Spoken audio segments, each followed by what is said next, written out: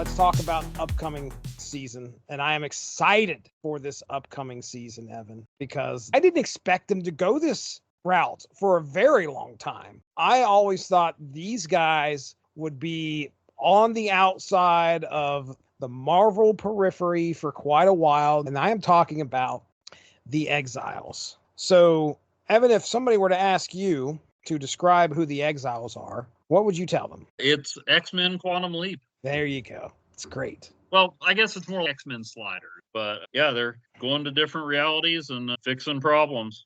Yeah, you're right. It is a slider situation because they're being transported, but they do have to put something right that went wrong or is going wrong. I learned about this series, gosh, I want to say it was probably 10 or so years ago, maybe a little bit longer than that. And I was a fan immediately. As soon as I read some of the first few issues, I was like, oh my goodness, this is great. You and I are both fans of X-Men. We're both fans of Quantum Leap. I don't know how much Sliders you watched, but I was a fan of Sliders. I watched first couple of seasons. I was there at the beginning. All right. But Jesse, do you know that the Exiles you know and love, that's not the original Exiles?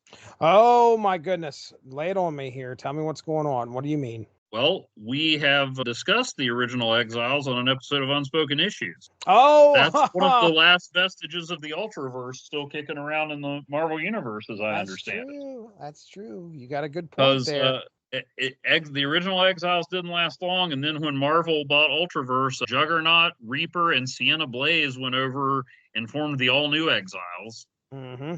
And then, if memory serves, I didn't look this up, but I think that Exiles pitch by Judd Winnett came in one of those Marvel things where they just had creators throw out all types of crazy ideas. The one that still sticks in my head was Marvel Knights Millennial Visions, where somebody pitched Doctor Strange as Shaft. Oh, gosh. Or Shaft as Doctor Strange. But Exiles came out of there. It was just like take an existing Marvel concept and come up with something. And I think that's how it came out. Okay. All right. Wow. So, well, that's pretty interesting. The season is going to be called A Blink in Time, and it starts tomorrow as far as we're recording right now, May 7th, 2024. So yes, this focuses on the Exiles, a band of reality hopping, I want to say do-gooders, but if you read the books, sometimes their motivation is to just stay alive. They got to try and put something right in order to continue to live because the reality may be destroyed or something along those lines. And they may not be the most, although most of them are, but some of them don't have the best intentions. But yeah, let's start out with our main character, which she is from the Age of Apocalypse universe, if I'm correct. And I'm going to lean on you here, because I know that you, as far as continuity goes, I absolutely defer to you. But Blink, I believe, came from the Age of Apocalypse universe. She's going to be a 5-cost, 6-power card. On reveal, swap the last card you played with a higher cost card from your deck. And this is the card that comes with the season pass. Mm-hmm. So what are your thoughts here on Blink? Well, yeah. Blink is most associated with the Age of Apocalypse. Said she was also on that The Gifted, that Fox X-Men show that was on a few years ago. Oh wow! But Age of Apocalypse is not where she debuted. Okay. She first appeared in the Phalanx Covenant and would have been a founding member of Generation X had she not apparently died in that storyline. That's right. So right. So, and then of course it was revealed that she wasn't really dead. I think there was a what if to that effect, and then it was revealed that she wasn't really dead because it's comics and no one dies except Uncle Ben. Although he's popped up in so many alternate realities. The last card you played with a higher cost card from your deck, that would definitely be fun. A little bit chaotic. Oh yeah. Seems up your alley. I was thinking maybe in a Shulkanaut deck or maybe in a Hela deck where you're just loading up those 6-cost cards and hoping you get MODOK and Hela to distribute them all. I think that, okay, see if this makes sense. I'm just throwing this out here because it just occurred to me. All right, so all you do is 1s and 6s. Okay. Therefore, the game has no other option than to take your 1 cost and trade it with a 6 cost. Mm-hmm. Oh, right? Yeah, I could see that. I mean, now, do you pair that with Pixie so that if you don't get Blink, you're I don't know. That might be a little Oh, too chaotic. man, oh man, I don't know. My brain would explode. Yeah, you're plopping down a one cost Red Hulk, and then it replaces him with Spider Ham. So maybe Yeah. not. Yeah, that'd Yeah, be rough. that might be a little too risky. Actually, Yeah. I know exactly what you would do in that situation. If you played Pixie, then played Blank, you would play Legion. Yeah, why not? That now things have, I mean, Yeah. and Now it all I makes wouldn't be the one playing it either. It'd be Agatha. Oh yeah, So, yeah, I guess that's probably the best way to actually make use of Blink is to have just nothing but ones and sixes. Try and get her out there, I guess, early, maybe. I don't know. Because well, see, how you gonna get her out there early with a 5 cost? Hey, you're not. I was just sitting here Well, thinking, I mean, you can't. I guess You with Psylocke, maybe. But again, it's Then, ones and but sixes. then you're already into a 2 there. And you want to use this ability as much as you can. Yeah. So I'm thinking Absorbing Man or Wong to try and do it again. Just doing it once, yeah, it might make it a little bit of a difference, but it's not going. I don't know that Wong would help much because I think it would just change that last card again. Oh, you might be right. Yeah. Now. Oh yeah, you're right. You're right. Okay. Now with Absorbing Man. Okay, let's say you play Misty Knight, then you play Blank, and then you get a higher cost card out there. Then you play Absorbing Man, and I think he then would switch Blank. So if you've got another 6 cost card in there, that would work. But okay, it's interesting. But I'll see how effective it is. I remember one of the things that the developer video said. Yes, and believe it or not, I am prepared a little bit by watching how these cards may work. Sometimes I'm not doing that at all. This time I am. Lockjaw.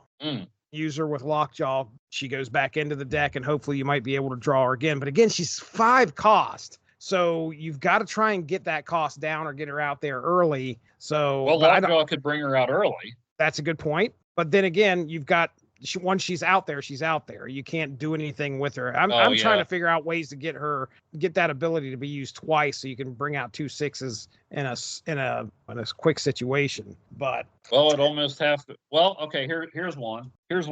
Player with Nico. Okay. Now, I mean, you'd have to get the timing right, but right. Player with Nico, and then you play Nico on the turn with the spell where she makes a copy of the card. Then she copies Blink. Blink replaces her with a higher cost card, and you've got another Blink in your hand. Okay. That's pretty complicated. Well, I wouldn't bank on that being your Blink strategy, but it would be tough. The odds are right now. She seems one that, and maybe it's just because I'm not thinking far enough ahead. She seems like one that would be fun, but I don't know how effective. Right. I think that high cost is kind of what gets you. And I mean, I guess I get it. I get it. I mean, at 5 costs, you're taking a one cost card and you're turning it into potentially a 6, and that's a big deal. But maybe it's a situation where you just have Infinite in your deck, and you got a bunch of ones, or that you're down to your last 5 cost card. I feel like you've got to be able to play her in really specific situations if you want to know what's going to come out. Infinite can come out on turn 6 if you laid down, let's say, a 5 cost card on that last turn, and then you lay out Blink on turn 6 and you get Infinite to replace that last 5 cost card that you got out there. I don't know what that 5 cost card would be. It would be something that I'd want it to be something that's got a good on reveal, and then I have no problem with it going away. It can be a good on reveal and a low power Doc Ock or something, maybe. Yeah, she might also be good, a less specific strategy, but more to get through your deck to play with Jubilee. Okay. Because you play Jubilee, you get another card out of your deck, then you play Blink, and so your 4 cost 1 power card that brought a card out is then replaced by hopefully a 5 or 6 cost. Right, so maybe that's a good way to do it. She'll be a fun card. I think she'll be a fun one to try and build decks around. So I'm down. Did you have any other suggestions for Blink? No, I mean, just if she'd be useful if you're taking on somebody with Darkhawk and the Rock Twins, or if you land on Subterranea or whatever. So you got a low cost card that just about anything you pull out of your deck will be better than it. That's true. Right. So, all right. Well, next up is Nocturne, 3 cost, 5 power. You can move this once. When this moves, replace its location with a random new one. And I watched the video on Okay. this one. So she replaces the location of the one you move to, Uh-huh. and that last part, that second sentence, is standalone. So when she moves, Okay. yeah, you can replace that location with a random new one. So if she's moving twice during the game, Ghost Spider, Heimdall, that location is going to change. Well, and I know how much you enjoy chaos, Jesse. So put her in a deck with Hercules. Oh yes. Yeah, man, nobody would know what location is going to happen. It would be she'd pinball around. And now tell us about Nocturne. I mean, much about Nocturne as far as the character? Well, I mean, the power obviously literally combines Scarlet Witch and Nightcrawler. She's their daughter. Yeah, that's great. Which I did not know prior to watching the video, so I will tell you that. I knew that she was a member of the Exiles, but I did not know her history. So that's pretty cool. I mean, alternate reality daughter. Right. Yeah, not remember, folks, these are all characters from separate realities from the Marvel 616. When you watch the video, which I thought was really interesting, they definitely stuck with the Prime Exiles in the video itself, because one of the people that's falling through whatever time thing or whatever that the Exiles are coming through in the animation of the video, one of them is Sabretooth. Mhm. And he's absolutely not a card that's going to be released because he's already out there. So you guarantee there's going to be a Exiles variant of the good Sabretooth from the Exiles, which I'm down That's for good, that. because I just finished reading the second issue of the current Sabretooth War storyline in Wolverine, which makes me never want to read another Sabretooth comic again. That bad, huh? They billed it on the cover of the first issue as the most violent Wolverine story ever. Okay. Old Man Logan exists, and Yeah, I they was gonna billed it say as the most violent Wolverine story. wow. I've read 42 issues of it, Jesse. I want to finish it off, but they're making it really tough. Really tough. Oh man. Well, okay. Now, did you have anything else on Nocturne there? No, just I think that's a cool one. I've got one, at least may have two spotlight keys, and I'll probably take a shot. Yeah, I think I am too. All right, next up is Sage, which is a character that I really know nothing about. Which is funny because I've read most of the Exiles. I assume this is a character that came in later.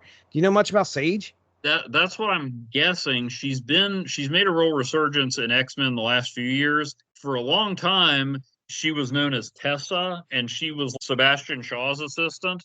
Okay. So, I mean, imagine how tough you have to be to put up with that guy.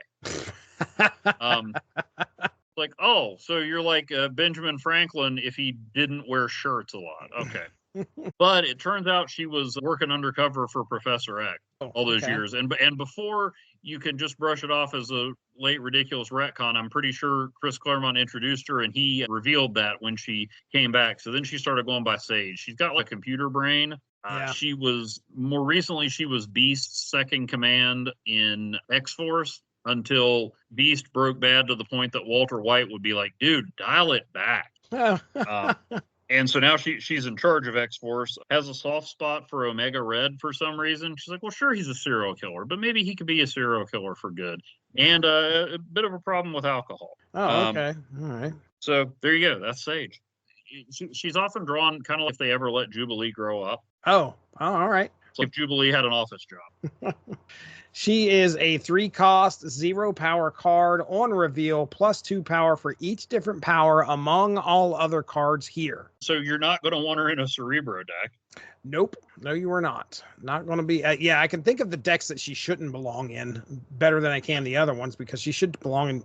She should give you a nice little advantage in some other ones. With it being an on reveal ability, I put down here to Odin would be good, Absorbing Man would be good, Wong would be good, because Absorbing Man would get that same ability for wherever he's going to land in the next turn, and it's going to be 4 cost. Absorbing Man's 4 cost, if I remember right. So he could come right after the Sage. Sage gets laid out there. Also, Arnim Zola. Yeah. Arnim Zola. She comes out. It activate the power twice.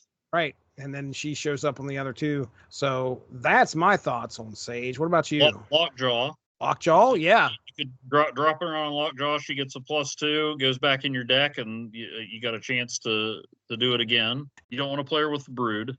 Nope. Or Mr. Sinister. Rocks are out of the question. Yeah. I also noticed that like every card we're like, oh, you shouldn't play her with this. It's all X-Men characters. Fair point.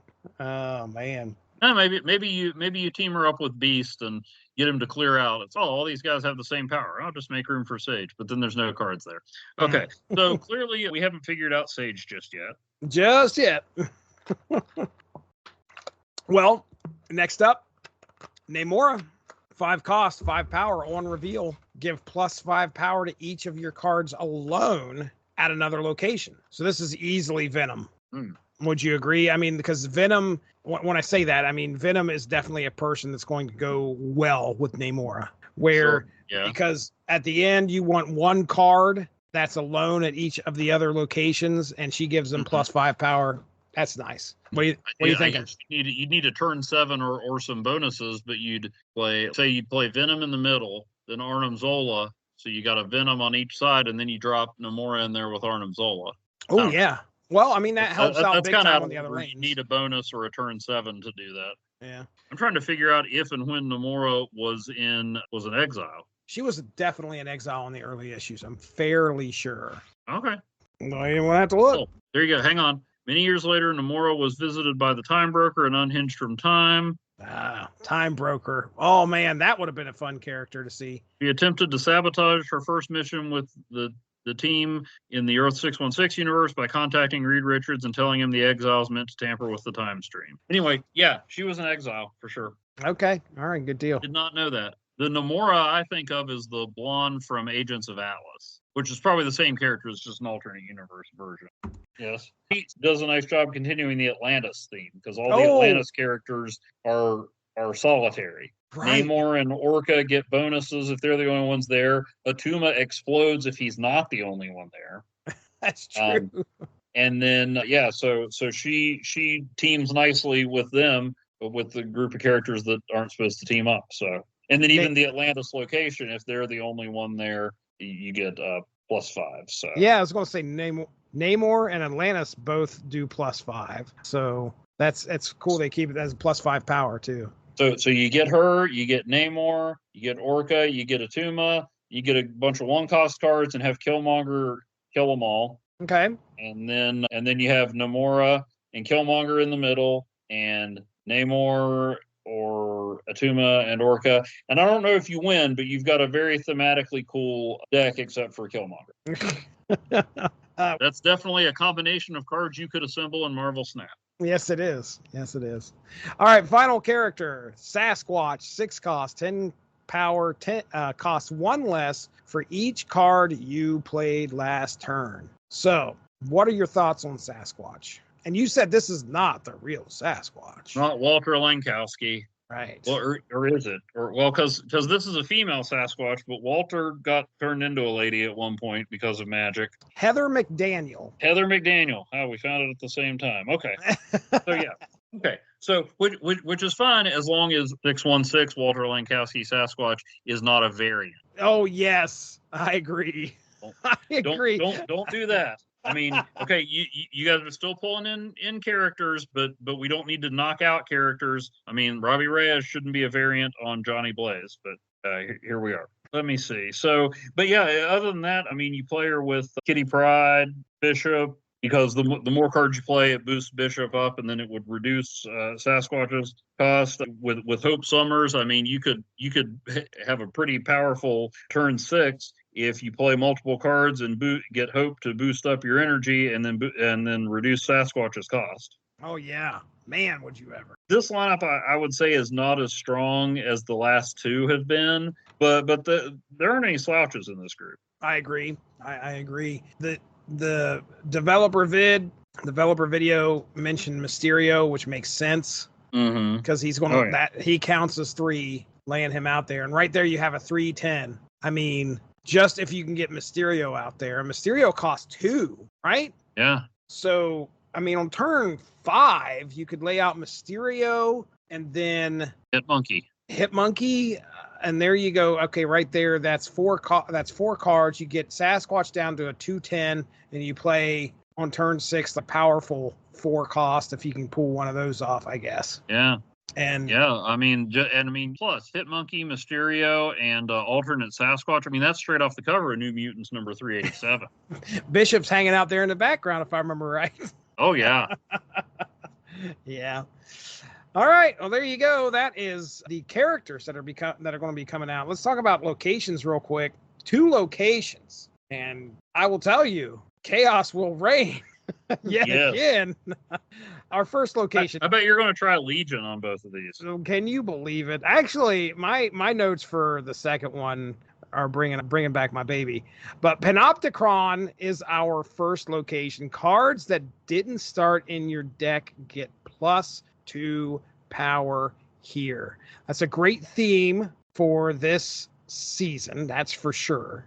And yes, Legion is going to go right into my collector deck because I'll have Agent 13 in there, Coulson, and then when it all goes down, you Legion on turn 6 and Shaun of the She-Devil. Yeah. I mean, all these, you could fill these locations up with cards you didn't even have in your deck in the first place. And then all of a sudden, if you Legion that across the board, every card gets +2 power. So you could potentially get up to an additional 8. I think it's I'm so down for Panopticon. What are your thoughts? Working nicely with Zemo and Cable. Oh yeah. Yeah, for sure. But yeah, I mean, what you said, I mean, I don't immediately have the urge to Legion every location, but that's okay. but otherwise, yeah, I'm right there with you. Okay. All right. And then our second location is Cancun. I wonder how that would work with Loki. Because I think they specified that Loki cards are transformed, so they're still considered to have started in your deck. Oh, is that how that works? Okay. I think so, because Collector. Loki doesn't trigger Collector. Yeah, he doesn't trigger Collector at all. So I think I was just looking up the Panopticon as some kind of observatory outside of time and space, so that makes sense. Yeah. It's kind of like a place for people to come from different realities or different decks, as it were. Right. All right. Second location is Cancun. Power here doesn't count toward winning the game. I mean, I'll go ahead and tell you, this is Quake all the way. Mm-hmm. Oh, yeah. You fill up one lane with massive power, and then the other one is, well, you just fill up 2 lanes with massive power as best as you can. I guess that's what you're trying to do all the time. But you could just say, okay, well, it looks like that guy is going to win that lane for sure, and Quake and make it so that lane is not going to be counted towards winning the game. So you only have to have 2 lanes total factor into what you're going to factor in. It's just going to be nice. What happens if you Legion Cancun? Is it an automatic tie? That has absolutely crossed my mind. Everybody wins at 0-0. So, I mean, do you think it's going to happen, Evan? It's absolutely going to happen, Evan. I am going to be making people so mad because they will play me and it'll just be a tie every single. We're just going to be playing for boosters. That's all it's going to be. It's just going to be boosters all day long. I'm so excited about Cancun for some reason because I just want to see what kind of havoc it's going to wreak when it's the hot location. What are your thoughts, man? And that was from, I believe that was chosen because it's from an issue of Exiles, Exiles number 11, where they go to a vacation reality and hang out at Cancun for a week. Nice. Yeah, it's interesting. Definitely getting Quake in there would work. It's also a place you could dump cards with useful effects but low point values. True. Might be a interesting time to use a Mr. Negative deck or a backup if you're using an Annihilus deck and you don't draw Annihilus. If Cancun's on the right, anyway. Right. So you can send the Void there to relax. Just hang out here. It's okay. That's pretty cool. Yeah, I'm excited, man. That'll be a fun one. Well, that's our look. Jesse, you do realize that, and I'm not referring to Sabretooth, there is one core Exile member already in the game. Hold on. Let me think. I'm core sure Exile. they'll have a variant of this one. Are we going to be talking about Morph? Yes. Yeah. Got a good point there. That's a good point. Yeah, I love the Exiles. I'm a fan of the book, and I love seeing them actually making their way into Marvel Snap.